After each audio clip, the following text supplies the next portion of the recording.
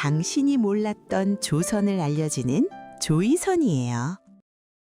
1392년 개경 수창궁 축배가 깨지는 소리와 함께 닥쳐온 차가운 침묵. 저는 그날 밤 궁궐의 가장 깊은 그림자 속에 서 있었습니다. 사람들은 모두 조선이 개국했다고 환호하고 있었습니다. 새로운 왕조가 들어섰으니 태평성대가 올 것이라고들 했습니다. 하지만 정작 궁궐 안쪽의 공기는 밖에서 느끼는 축제 분위기와는 전혀 달랐습니다. 마치 설얼음판 위를 걷는 듯한 긴장감이 바닥을 기어다니고 있었습니다. 태조 이성계가 옥좌에 올랐던 바로 그해 여름이었습니다. 개국에 가장 큰 공을 세운 사람이 누구인지 아십니까? 누구나 이방원이라는 이름을 머릿속에 떠올리고 있었습니다. 고려의 충시인 정몽주를 선주교에서 제거하고 아버지를 왕으로 만든 장본인이었으니까요.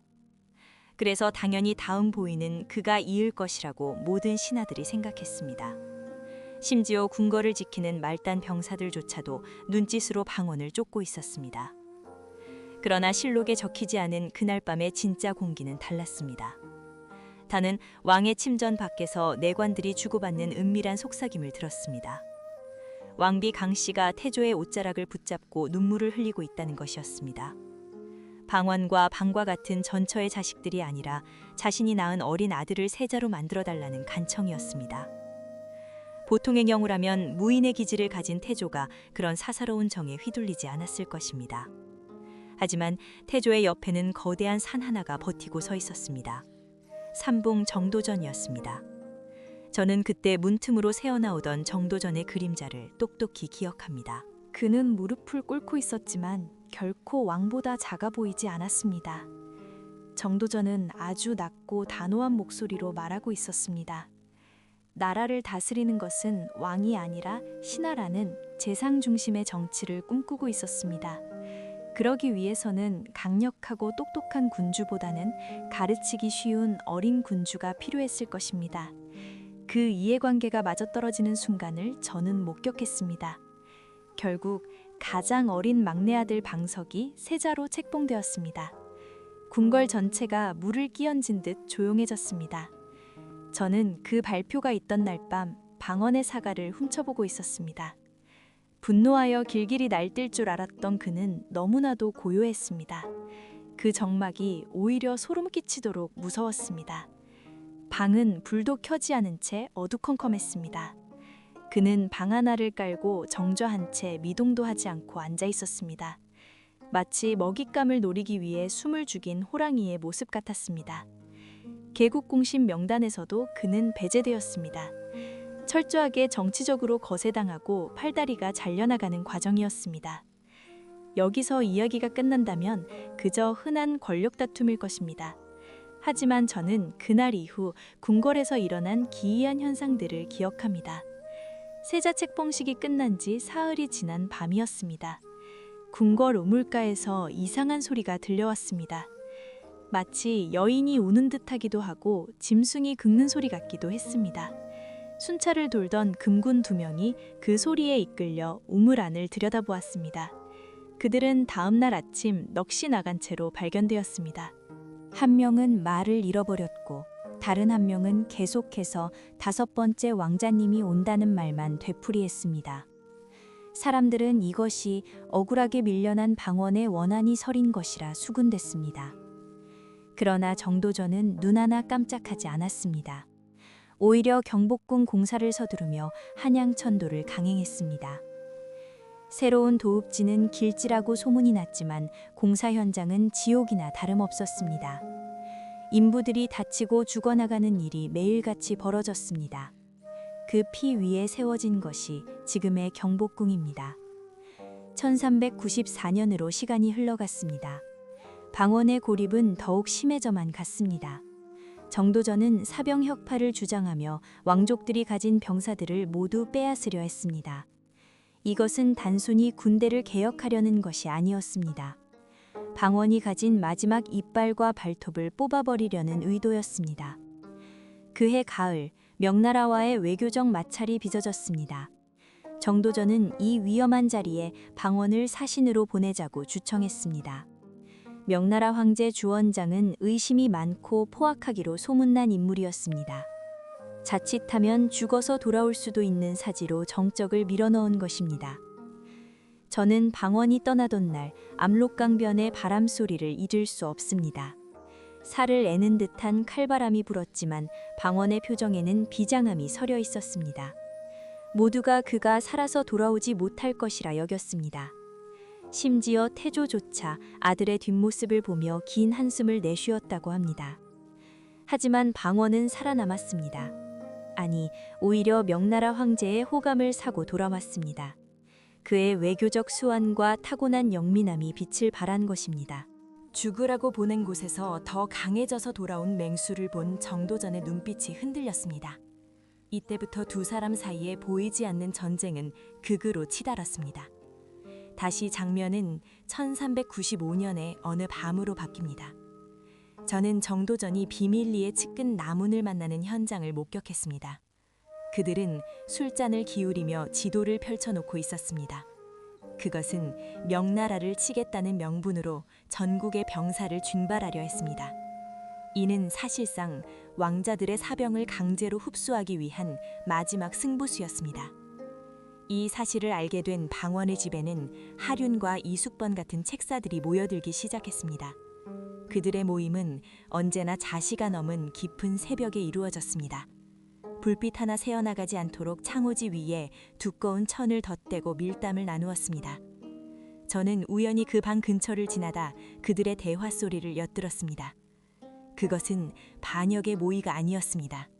살아남기 위한 처절한 생존 본능의 속삭임이었습니다. 방원은 말하고 있었습니다. 나를 죽이러 오는 칼날을 맨손으로 잡아서라도 막아내겠다.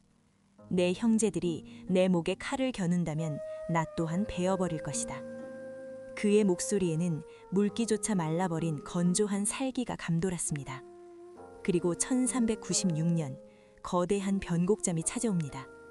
방원을 가장 견제했던 왕비 신덕왕후 강씨가 세상을 떠난 것입니다. 왕비의 죽음은 태조에게 씻을 수 없는 상처를 남겼습니다. 왕은 정사를 돌보지 않고 왕비의 무덤가만 맴돌았습니다. 궁궐의 질서는 급격히 무너지기 시작했습니다. 매일 밤 궁 안에서는 알 수 없는 곡소리가 들려왔습니다. 상궁들은 왕비의 혼령이 떠돌고 있다고 무서워했습니다. 하지만 저는 보았습니다. 그 곡소리의 틈을 타서 바쁘게 움직이는 검은 옷의 사내들을 보았습니다. 방언의 신복들이었습니다. 그들은 왕비의 죽음으로 생긴 권력의 공백을 파고들고 있었습니다. 정도전도 이를 눈치채고 방언에 대한 감시를 강화했습니다. 하지만 이미 방언은 병을 핑계로 집에 틀어박힌 뒤였습니다. 대외적으로는 알아누운 환자 행세를 하며 적들의 눈을 속였습니다. 집 주변에는 수많은 감시자들이 진을 치고 있었지만 방안의 진실은 알지 못했습니다. 저는 약재를 배달하는 의원으로 가장하여 방언의 침소에 들어간 적이 있습니다. 그는 누워 있었지만 눈빛만은 형형하게 살아 있었습니다. 그의 머리맡에는 항상 손때 묻은 검 한 자루가 놓여 있었습니다. 그 검이 밤마다 칼집 속에서 울음소리를 낸다는 소문이 돌았습니다. 실제로 제가 그 방에 들어갔을 때 쇠가 부르르 떨리는 미세한 진동을 느꼈습니다. 그것은 주인의 사리에 반응하는 검의 공명이었을지도 모릅니다. 조사가 다시 시작되었습니다. 정도전은 왕자들의 사병 명부를 압수하라는 명령을 내렸습니다. 의금부 도사들이 방언의 집으로 들이닥쳤습니다. 마당에 쌓여있던 무기들이 하나둘씩 실려 나갔습니다. 방언의 부인 민 씨가 치마폭 속에 몰래 무기 몇 점을 숨겼다는 일화는 유명합니다. 하지만 제가 목격한 것은 더 은밀한 장면이었습니다. 방언은 자신의 수족 같은 병사들이 끌려가는 모습을 보고도 표정 하나 바꾸지 않았습니다. 그는 오히려 의금부 도사에게 차를 한 잔 권하는 여유를 보였습니다. 도사가 당황하여 찻잔을 받지 못하자 방언은 천천히 차를 마셨습니다. 그 차갑고도 뜨거운 기싸움에 주변의 공기마저 얼어붙었습니다. 그는 알고 있었던 것입니다. 병사가 몇 명이냐는 중요하지 않았습니다. 결정적인 순간에 누구의 칼이 더 빠르냐가 중요했습니다. 1398년 운명의 해가 밝았습니다. 정도전이 왕자들을 궁으로 불러들여 한꺼번에 죽일 계획을 세웠다는 첩보가 입수되었습니다. 이 소문은 바람을 타고 한양 시내를 휩쓸었습니다. 이방원은 더 이상 기다릴 수 없다고 판단했습니다. 그해 8월의 어느 끈적한 밤이었습니다. 하늘에는 붉은 달이 떠 있었고 불길한 징조처럼 부엉이 울음소리가 끊이지 않았습니다. 저는 방원이 집을 나서는 모습을 마지막으로 목격했습니다. 그는 갑옷도 입지 않은 평복 차림이었습니다. 하지만 그의 눈은 이미 피로 물든 전쟁터 한복판을 보고 있었습니다. 그의 뒤로 그림자처럼 따르는 수십 명의 결사대가 있었습니다. 그들의 발소리는 유령처럼 들리지 않았습니다. 이것이 제1차 왕자의 난의 서막이었습니다. 여기까지가 제가 기억하는 기록 너머의 진실입니다. 그러나 이야기는 여기서 끝나지 않고 계속해서 새로운 가지를 뻗어나갑니다. 사건이 발생했습니다. 난이 일어나기 직전 정도전의 집에서도 기이한 일이 벌어졌습니다. 정도전이 아끼던 벼루가 저절로 바닥에 떨어져 깨졌다는 것입니다. 그 벼루는 먹을 갈면 붉은 빛이 도는 신기한 물건이었습니다. 하인들은 깨진 벼루에서 피비린내가 났다고 증언했습니다. 전도전은 그것을 불길한 징조로 여기지 않고 오히려 무시했습니다. 자신의 운명이 다했음을 알리는 신호였음에도 그는 너무나 거만했습니다. 조사가 시작되었습니다. 후일 태종이 된 방원은 왕위에 오른 뒤에도 그날 밤의 기억에 시달렸습니다. 왕의 침전에서는 매일 밤 경을 읽는 소리가 들렸습니다. 죽은 정도전과 형제들의 원혼을 달래기 위함이었을까요? 아니면 자신의 손에 묻은 피를 씻어내기 위함이었을까요? 저는 태종이 늙어 병석에 누웠을 때의 모습을 기억합니다. 그는 허공을 향해 헛손질을 하며 누군가를 부르고 있었습니다. 사람들은 그것이 죽은 원경황후 민씨라고도 했고 정도전이라고도 했습니다. 하지만 제 생각은 다릅니다. 그는 젊은 날 차가운 방에서 홀로 삼켰던 그 고독을 부르고 있었을 것입니다.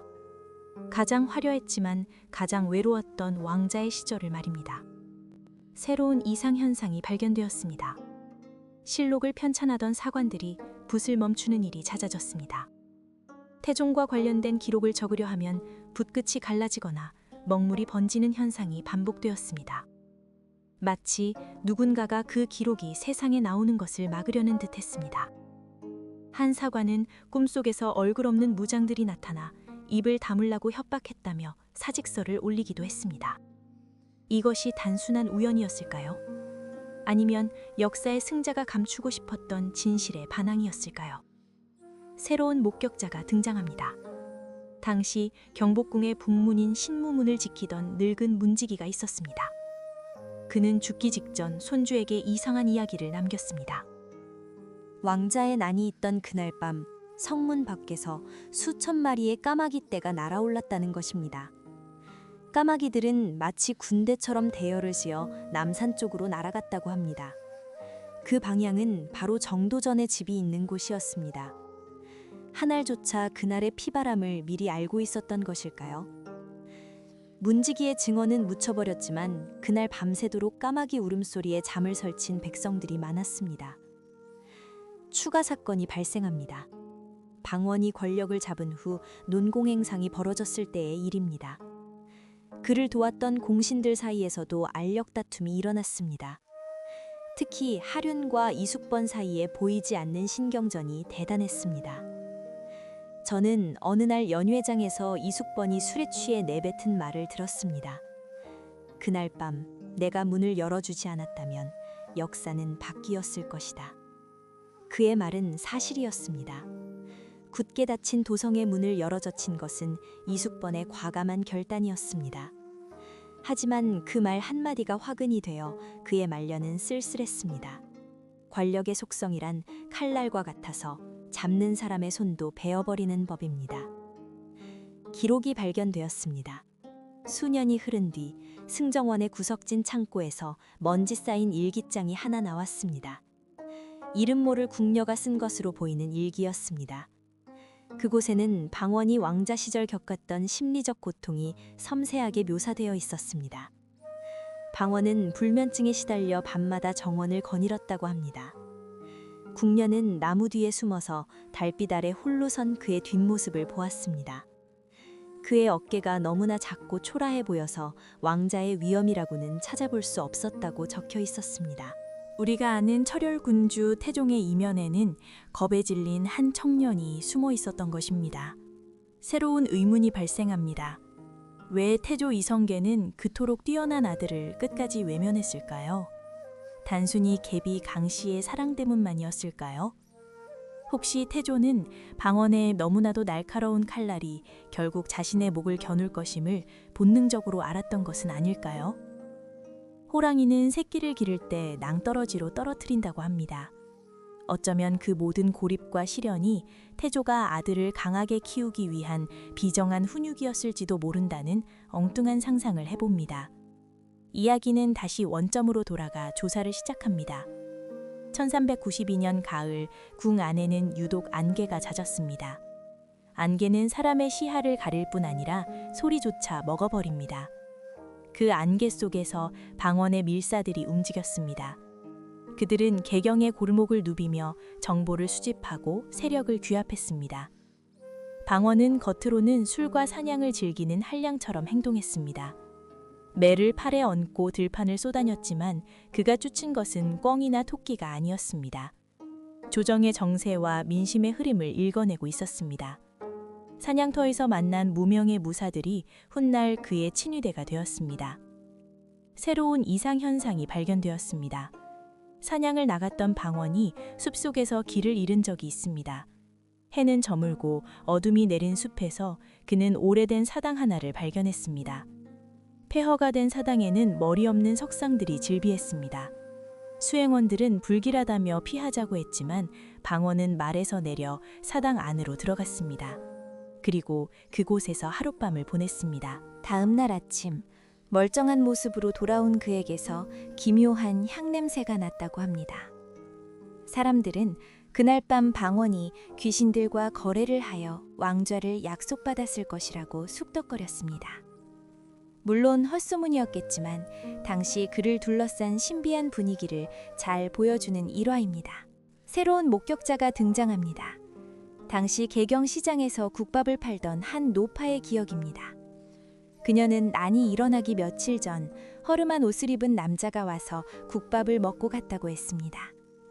남자는 국물을 한 방울도 남기지 않고 비운 뒤 돈 대신 옥 관자 하나를 주고 갔습니다. 나중에 알고 보니 그 남자가 바로 이방원이었다는 것입니다. 노파는 그 남자의 눈이 너무나 슬퍼 보여서 밥을 더 퍼주었다고 했습니다. 천하를 호령할 왕자의 눈에 서린 슬픔은 무엇이었을까요? 아마도 제 손으로 형제를 죽여야 하는 잔혹한 운명에 대한 비애가 아니었을까요? 추가 사건이 발생합니다. 정몽주가 죽은 선죽교 다리 밑에서는 비가 오면 핏물이 배어나온다는 전설이 있습니다. 방원에게 정몽주는 스승이자 넘어야 할 산이었습니다. 그를 죽임으로써 개국의 길을 열었지만 동시에 씻을 수 없는 오명을 뒤집었었습니다. 그 트라우마는 방원을 평생 따라다녔습니다. 어느 날 방원이 악몽을 꾸고 비명을 지르며 깨어났습니다. 꿈속에서 정몽주가 피 묻은 도포를 입고 나타나 너는 평생 고독할 것이다 라고 저주를 퍼부었다고 합니다. 땀에 흠뻑 젖은 방원은 한참 동안 숨을 몰아쉬었습니다. 그리고 곁에 있던 내관에게 물 한 사발을 청하며 이렇게 말했다고 합니다. 산자가 죽은 자보다 더 무섭구나. 기록이 발견되었습니다. 태종실록의 편찬 과정에서 삭제된 것으로 추정되는 초고의 파편이 민가에서 발견되었습니다. 종이 질이 좋지 않아 글씨를 알아보기 힘들었지만 충격적인 내용이 적혀 있었습니다. 방원이 1차 왕자의 난 때 이복 동생인 방석을 죽이지 않고 살려주려 했다는 것입니다. 그를 유배 보내는 선에서 마무리하려 했으나 측근들의 강력한 반대에 부딪혔다고 합니다. 후환을 없애야 한다는 냉혹한 논리에 방원은 침묵으로 동의할 수밖에 없었습니다. 결국 방석은 비참한 죽음을 맞이했습니다. 만약 그때 방원이 동생을 살려주었다면 조선의 역사는 어떻게 달라졌을까요? 역사에 만약은 없지만 상상만으로도 가슴이 먹먹해지는 대목입니다. 새로운 의문이 발생합니다. 정도전은 정말 방원의 기습을 예상하지 못했을까요?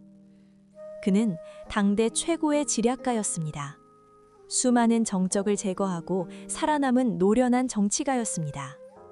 그런 그가 코앞에 닥친 칼날을 보지 못했다는 것은 선뜻 이해가 되지 않습니다. 어쩌면 그도 지쳐 있었던 것은 아닐까요?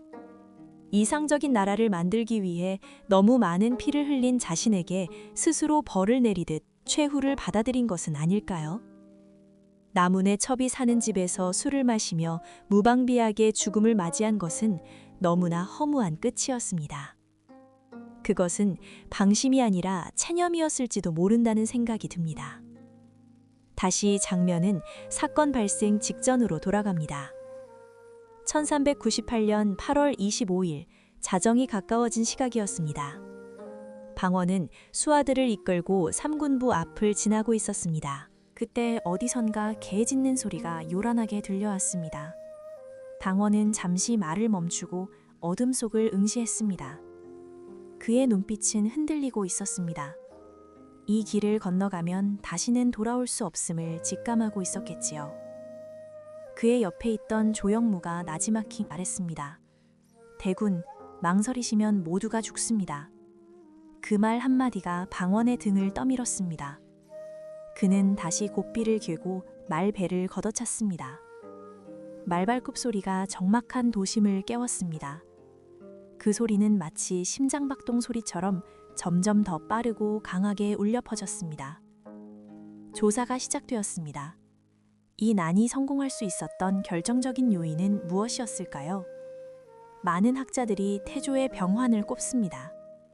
당시 태조는 이질에 걸려 기력인 쇠한 상태였습니다. 아들이 군사를 일으켰다는 소식을 듣고도 즉각적인 대응을 할 수 없었습니다. 저는 당시 태조의 병시중을 들던 내관의 일지를 본 적이 있습니다. 태조는 병석에 누워 천장만 바라보며 눈물을 흘렸다고 합니다. 자식들이 서로 칼을 겨누는 비극 앞이서 천하의 무장 이성계도 그저 무력한 노인일 뿐이었습니다. 그의 눈물은 뜨겁지 않고 차가웠다고 합니다. 이미 마음이 죽어버린 사람의 눈물이었으니까요. 새로운 이상현상이 발견되었습니다. 왕자의 난이 끝나고 궁궐의 연못인 경회루, 나중에 지어졌지만 그 터에 있던 연못, 물이 붉게 변했다는 괴담이 돌았습니다. 사람들은 죽은 방번과 방석의 피가 흘러든 것이라 믿었습니다. 아무런 과학적 근거 없는 이야기였지만 당시의 흉흉한 민심을 반영하는 듯했습니다. 비가 내려도 씻겨나가지 않는 그 붉은 기운은 한 달 넘게 지속되었다고 합니다. 방원은 그 연못을 메워버리라고 명했습니다. 하지만 땅을 메워도 사람들 마음속에 팬 웅덩이는 메울 수 없었습니다. 그 두려움과 공포가 바로 태종의 왕권을 지탱하는 기반이 되었습니다. 새로운 목격자가 등장합니다. 난리통에 도망치던 한 무녀가 있었습니다. 그녀는 도망치던 중 우연히 정도전과 이방원이 마주치는 찰나를 보았다고 주장했습니다. 역사책에는 정도전이 비굴하게 목숨을 구걸했다고 적혀 있습니다. 하지만 무녀의 말은 달랐습니다. 정도전은 칼을 든 방원 앞에서 껄껄 웃었다고 합니다. 네가 나를 죽여도 내 그림자는 지울 수 없을 것이다. 그는 조선이라는 나라의 설계자로서 자신의 사상이 영원히 남을 것임을 확신했던 것일까요? 방원의 표정은 일그러졌고 단칼에 그를 베어버렸습니다. 웃음소리는 멈췄지만 그 메아리는 방원의 귓가에 영원히 맴돌았습니다. 추가 사건이 발생합니다. 난이 평정된 후 이방원은 형인 정종을 왕으로 추대하고 자신은 한 발 물러났습니다. 이 또한 치밀한 계산이었습니다. 곧바로 왕위에 오르면 영모의 명분이 약해질 것을 우려한 것입니다. 정종은 허수아비 왕이나 다름없었습니다. 그는 격구라는 공놀이에만 빠져 지냈습니다. 실권은 모두 방원의 손아귀에 섰습니다. 저는 정종이 밤마다 방원을 불러 술잔을 기울이던 모습을 보았습니다. 형은 동생의 눈치를 보며 안주 하나 집는 것도 조심스러워했습니다. 그 기묘한 형제의 술자리에는 보이지 않는 칸막이가 쳐져 있었습니다. 두려움이라는 이름의 칸막이였습니다. 기록이 발견되었습니다. 먼 훗날 한옥을 수리하던 조중 대들보 속에서 상소문 하나가 발견되었습니다. 이방원의 정당성을 비판하는 내용을 담은 경문이었습니다. 작성자는 당시의 이름 없는 유생이었습니다. 그는 그래서 아비가 자식을 죽이고 형이 아우를 죽이니 이것이 어찌 사람의 도리인가 라고 통탄했습니다. 이 경문이 세상에 나오지 못하고 대들보 속에 숨겨져야 했던 이유는 명백합니다. 발각되면 삼족이 멸문지화를 당했을 테니까요. 그만큼 당시의 공포 정치는 서슬퍼런 것이었습니다. 침묵만이 생존의 유일한 길이었던 시대였습니다. 새로운 의문이 발생합니다. 방언의 부인 민 씨의 역할에 대해서입니다. 그녀는 여장부였습니다. 남편을 왕으로 만들기 위해 가문의 모든 것을 걸었습니다. 하지만 방언이 왕이 된 후 민씨 집안은 철저하게 숙청당했습니다. 그토록 사랑했고 의지했던 아내를 배신하고 처가를 멸문시킨 방언의 심리는 도저히 이해하기 힘듭니다. 외척의 바로를 경계한 정치적 결단이라고는 하나 인간적인 고뇌는 없었을까요? 저는 민 씨가 패비가 되지 않으려고 발버둥치며 울부짖던 밤을 기억합니다. 궁궐 밖까지 그 통곡 소리가 들려 민가에서도 잠을 이루지 못했습니다. 권력의 정점에서 가장 소중한 것을 스스로 베어내야 했던 왕의 고독. 그것은 저주이자 형벌이었습니다. 마지막으로 목격된 장면은 노년의 태종입니다. 그는 가뭄이 들자 기우제를 지내기 위해 밖으로 나왔습니다. 땡볕 아래 엎드려 비를 비는 늙은 왕의 등은 굽어 있었습니다. 그가 내 죄가 많아 하늘이 벌을 내리시는가 라고 중얼거렸습니다. 백성을 사랑했던 군주였지만 그 사랑을 얻기 위해 너무 많은 피를 손에 묻혀야 했던 모순. 그가 흘린 땀방울이 마른 땅에 떨어져 자국을 남겼습니다. 그 순간 거짓말처럼 하늘에서 빗방울이 떨어지기 시작했습니다. 사람들은 그것을 태종우라고 불렀습니다. 죽어서도 비가 되어 백성을 적시겠다던 그의 유언처럼 말입니다. 1392년 차가웠던 그날 밤의 침묵에서 시작된 이야기는 피와 눈물을 거쳐 비가 되어 느렸습니다. 우리가 역사라고 부르는 것은 어쩌면 승자의 기록 뒤에 숨겨진 패자의 한숨과 목격자의 침묵이 얽히고 설킨 거대한 덩어리일지도 모릅니다. 저는 오늘 그 덩어리의 아주 작은 조각을 떼어내어 여러분께 보여드렸습니다. 아직도 궁궐의 밤은 깊고 기둥 뒤에는 말하지 못한 비밀들이 숨쉬고 있습니다. 바람이 불 때마다 들려오는 풍경 소리에 귀를 기울여 보십시오. 그 속에 제가 미처 전하지 못한 또 다른 이야기가 섞여 있을지도 모릅니다. 조선이라는 거대한 배가 출항하던 그 혼돈의 시기, 그 중심에 서 있었던 이방원이라는 문제적 인간, 그를 단순히 권력의 화신으로만 볼 것인가, 아니면 난세가 낳은 필요악으로 볼 것인가, 그 판단은 이제 여러분의 몫으로 남겨두겠습니다. 밤이 깊었습니다. 저의 기억도 이제 흐릿해져 갑니다. 하지만 내일 다시 해가 뜨면 역사는 또 다른 얼굴로 우리를 찾아올 것입니다. 그때 저는 다시 증인이 되어 여러분 앞에 설 것을 약속합니다. 역사의 그림자 속에서 진실을 찾는 여정은 멈추지 않을 것입니다. 이런 숨겨진 이야기들이 궁금하시다면 댓글로 듣고 싶은 이야기를 남겨주세요. 구독과 좋아요는 큰 힘이 된답니다.